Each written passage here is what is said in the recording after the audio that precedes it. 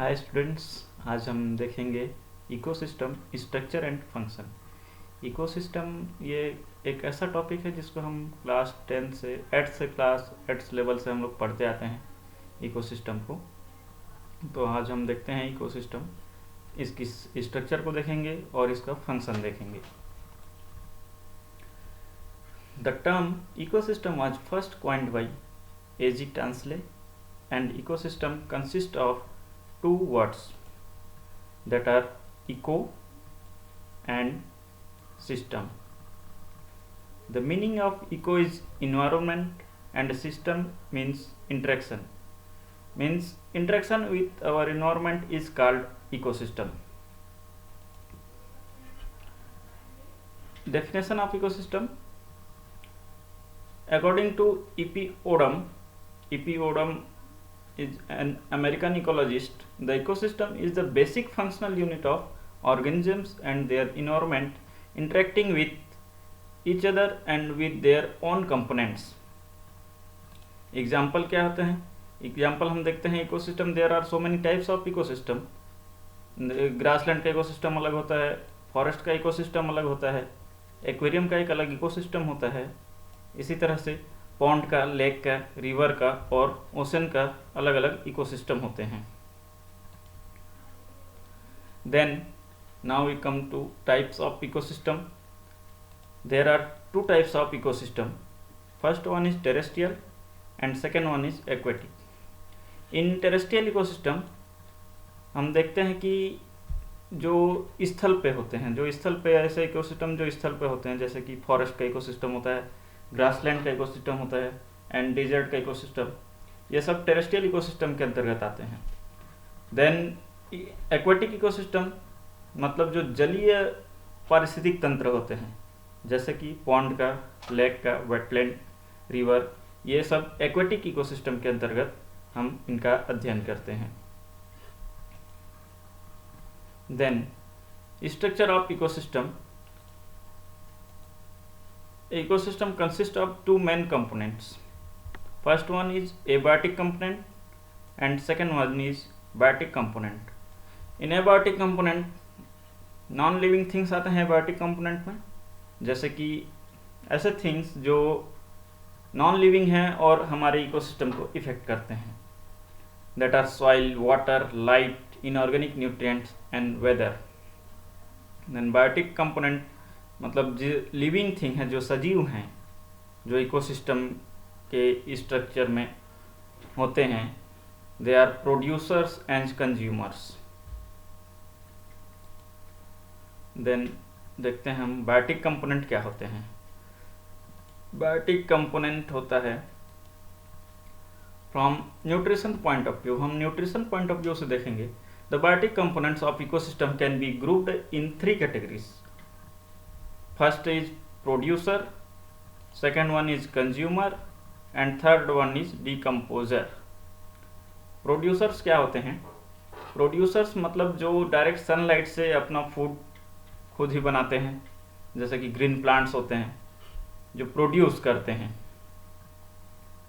Then consumers जो producers द्वारा बनाए गए फूड का या उस एनर्जी का जो यूज करते हैं, वो कंज्यूमर होते हैं।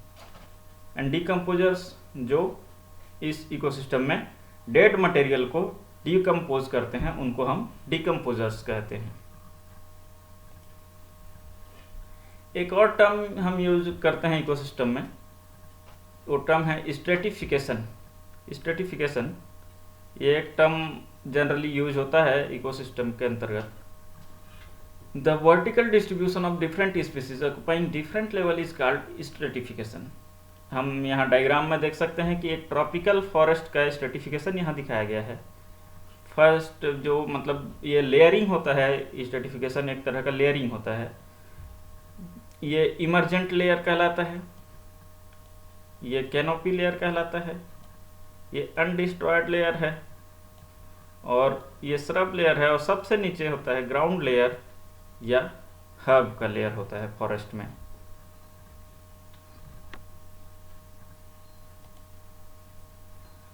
अब देखते हैं हम function of ecosystem.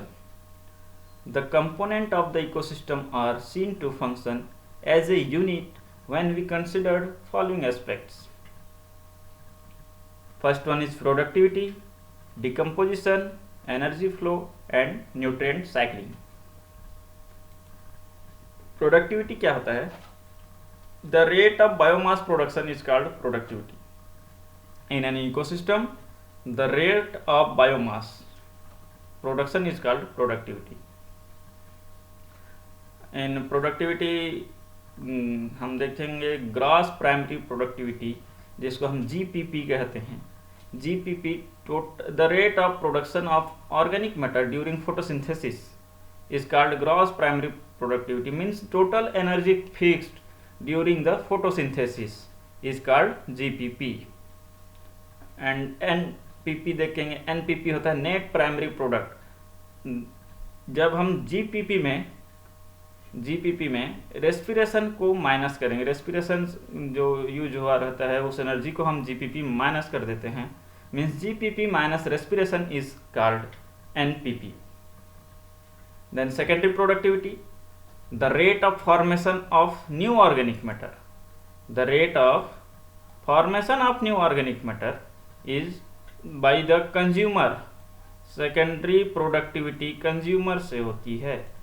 The rate of formation of new organic matter by consumers is called secondary productivity. Then we come to decomposition. अभी हम productivity देखें इसके function में. Second one is decomposition. Decomposition, the breakdown of complex organic matter into simple organic matter like carbon dioxide, water, nutrients, and the process is called decomposition.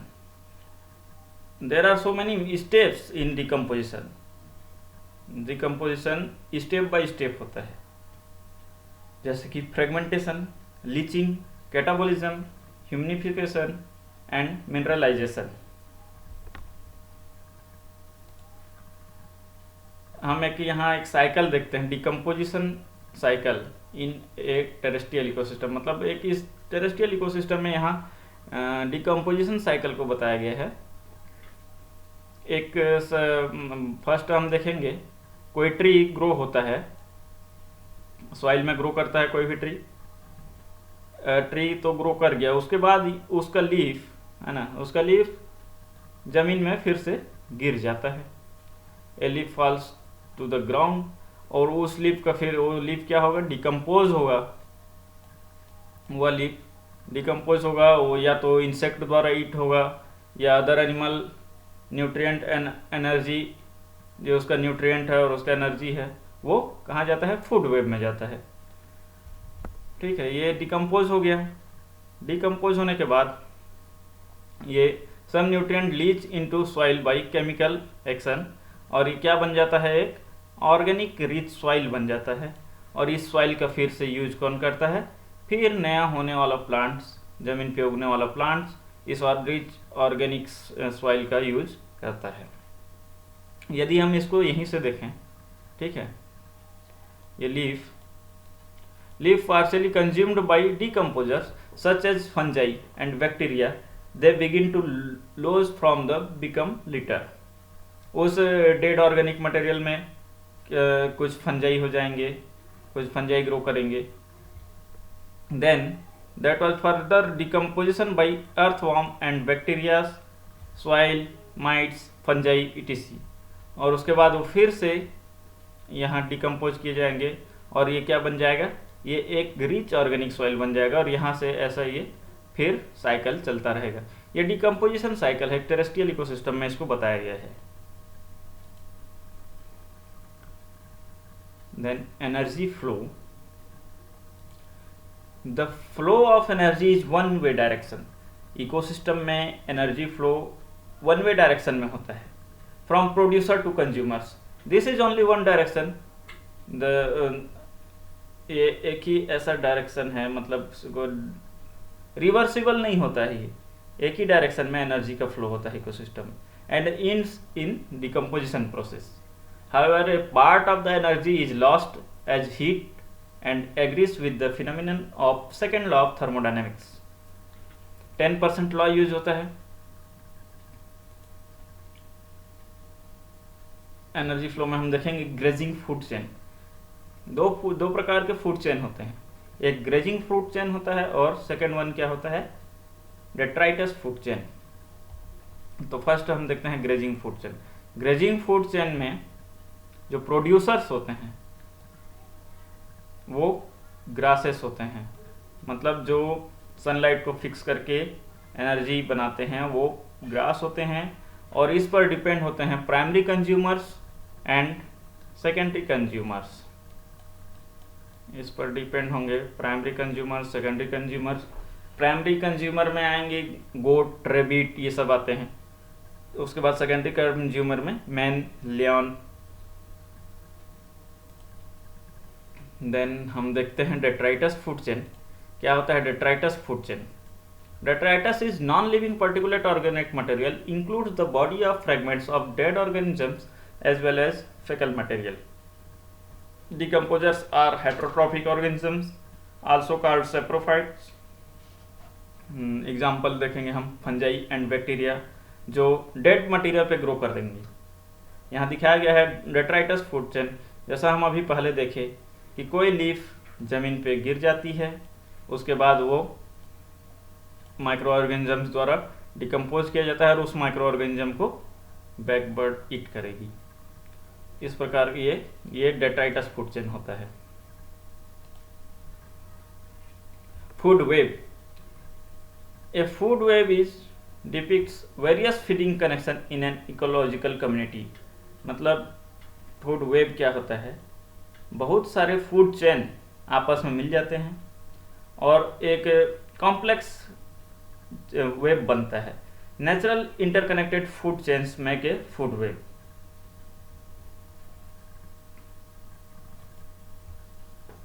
Trophic level एक term ecology में हम use करते हैं, बहुत use होता है trophic level. तो trophic level क्या होता है? The trophic level is the position of an organism it occupies in the community और ए फूड चेन। ये एक पोजीशन होता है किसी स्पीसीज का कि वो किस पोजीशन पे इकोसिस्टम में प्रेजेंट है। जैसे हम देखेंगे producers. The first level is producers. Producers ये होते हैं ग्रीन प्लांट्स। ग्रीन प्लांट्स मान लीजिए, यहाँ हम 10% लॉ को भी यहीं देख लेते हैं। मान लीजिए ग्रीन प्लांट्स एनर्जी बनाती है 100 किलो कैलोरी एनर्जी। तो 10% लॉ क्या होता है कि एक ट्रॉफिक लेवल से दूसरे ट्रॉफिक लेवल में केवल 10% एनर्जी ही ट्रांसफर होती है। जैसे प्रोड्यूसर्स यहाँ बनाता है 1000 किलो कैलोरी एनर्जी, तो वो नेक्स्ट ट्रॉफिक लेवल, यहाँ अपना नेक्स्ट ट्रॉफिक लेवल क्या है, प्राइमरी कंज्यूमर का है। नेक्स्ट ट्रॉफिक लेवल में 1000 का 10% एनर्जी ही ट्रांसफर होगा, मतलब प्राइमरी कंज्यूमर को 100 किलो कैलोरी एनर्जी ही मिलेगी। Then secondary consumer, primary consumers के ऊपर हैं सेकेंडरी कंज्यूमर्स, ये एक अलग ट्रॉफिक लेवल है।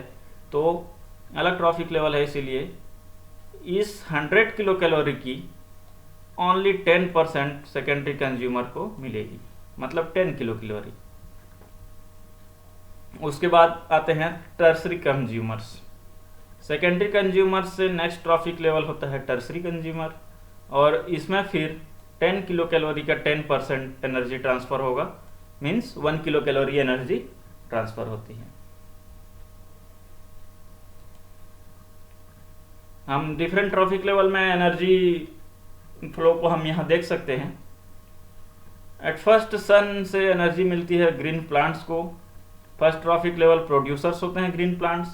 देन यहाँ से एनर्जी ट्रांसफर होगी नेक्स्ट ट्रॉफिक लेवल पे, और नेक्स्ट ट्रॉफिक लेवल पे ओनली 10% एनर्जी ट्रांसफर होगी और 90% एनर्जी यहाँ लॉस होगी। सेम ऐसे आगे हम देखते जाएंगे। तो नेक्स्ट ट्रॉफिक लेवल पे 10% एनर्जी ट्रांसफर होगी और 90% एनर्जी हीट, रेस्पिरेशन, इन सब में यूज होता है। Fourth trophic level tertiary consumer top carnivorous जिसको हम बोलते हैं, यहाँ भी वैसे नेक्स्ट ट्रॉफिक लेवल पे ओनली 10% एनर्जी ट्रांसफर होगी। ये डिफरेंट ट्रॉफिक लेवल पे एनर्जी फ्लो को यहाँ बताया गया है। Then ecological pyramids. Ecological pyramids क्या होते हैं? An ecological pyramid is a graphical representation of trophic level in given ecosystem. किसी भी इकोसिस्टम का हम यदि ग्राफिकल रिप्रेजेंटेशन करते हैं, एक पिरामिड के माध्यम से करते हैं हम, तो हम देखते हैं क्या होता है इकोलॉजिकल पिरामिड। इकोलॉजिकल पिरामिड हम 3 टाइप के बनते हैं। एक होता है नंबर का पिरामिड, होता है pyramid of number, and pyramid of biomass, and pyramid of energy. First one, pyramid of number. It shows the number of organisms at each trophic level. ये नंबर पिरामिड, ये जैसा कि नाम से ही इसको हम बोल सकते हैं कि ये किसी नंबर को रिप्रेजेंट करेगा। It is an upright pyramid in light of the fact that in ecosystem the producers are always more in number than other trophic level. ये हम देखेंगे कि प्रोड्यूसर्स की नंबर ही सबसे ज़्यादा होती है, इसीलिए ये एक अपराइट पिरामिड बनता है। मतलब प्रोड्यूसर का नंबर सबसे ज़्यादा, देन प्राइमरी कंज्यूमर का नंबर उससे कम, देन सेकेंडरी कंज्यूमर का नंबर उससे भी कम होता है, इसीलिए एक पिरामिड बनता है ये। Then pyramid of biomass. This pyramids are not necessarily upright. ये इन्वर्टेड पिरामिड भी हो सकते हैं। There can be lower amount of biomass at the bottom of the pyramid if the rate of primary production per unit biomass is high. जैसा कि हम एक example देखते हैं यहाँ, the pyramid of biomass in sea is generally inverted because the biomass of fish far exceeds that of phytoplanktons. यहाँ biomass को लेकर पिरामिड बनाया गया है। तो जो फाइटोप्लैंक्टन्स होते हैं उनका बायोमास कम होता है किससे? जो फिश होते हैं उनसे। इसीलिए ये क्या बनता है? एक इन्वर्टेड पिरामिड बनता है। Then pyramid of energy. Energy का पिरामिड ऑलवेज अपराइट होता है। Pyramid of energy is always upright. It can never be inverted because 10% law हम पढ़े हैं। प्राइमरी प्रोड्यूसर से प्राइमरी कंज्यूमर तक केवल 10% एनर्जी ही ट्रांसफर होती है। मतलब एक ट्रॉफिक लेवल से अनदर ट्रॉफिक लेवल में ओनली 10% एनर्जी ट्रांसफर्ड। तो इसीलिए प्राइमरी प्रोड्यूसर्स का जो एनर्जी का पिरामिड है, ये एनर्जी पिरामिड प्राइमरी प्रोड्यूसर्स का सबसे ज़्यादा होगा। नीचे में हम देखेंगे then second primary consumers, then tertiary secondary consumers, then tertiary consumers, ऐसा करके ये एक अपराइट पिरामिड ही बनेगा। एनर्जी का पिरामिड कभी उल्टा नहीं बनता है। तो ये था इकोसिस्टम का स्ट्रक्चर और फंक्शन, और आप जुड़े रहिए हमारे साथ। हम आगे भी नए नए टॉपिक लेकर मिलते रहेंगे।